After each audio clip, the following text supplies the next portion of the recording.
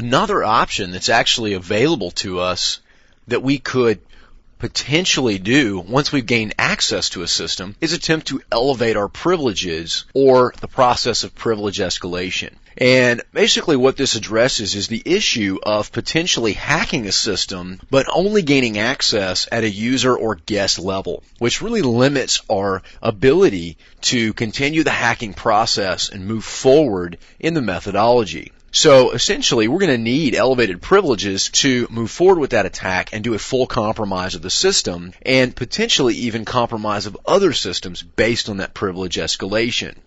There are quite a few options available to us to elevate our privileges beyond that of a normal user. A lot of these actually rely on what are called local exploits. And a lot of these exploits go through buffer or stack overflows or various other hacks.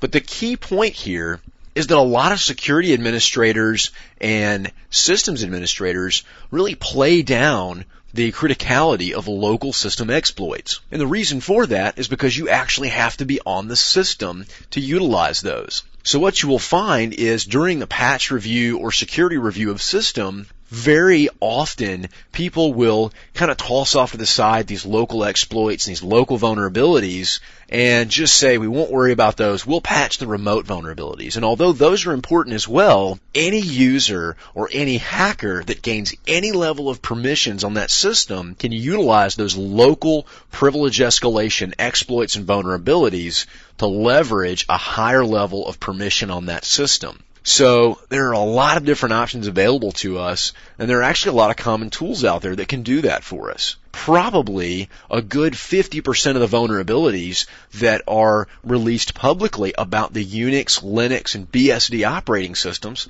are actually local privilege escalation exploits. So all it would take is a very low level, almost guest level permission access to a system for us to scream all the way up to root privileges and totally compromise that box. Another scenario is try to trick a user either into using admin privileges via social engineering or trying to let them give us administrative privileges. A great example of that is calling the data security department and trying to forge authentication emails or faxes from department heads authorizing admin privileges to certain systems. In addition, we may be able to, based on user-level permissions, install keyloggers or sniff the wire to potentially obtain administrative accounts and passwords. So, as you can see, there are a lot of options available. Now, another great example, if you have physical access to the box, you can actually boot off of a Linux-based password change disk or an actual password cracking disk. There are several dozen Linux operating systems out there that allow you to boot a Windows system to Linux and basically scrape the SAM file or the Security Accounts Manager file where the password hashes are housed and crack those to reveal the passwords, or rehash those and create a new password for the local administrator account. One thing to remember is that there's probably going to be a lot of work involved in this one because it requires physical access to that machine.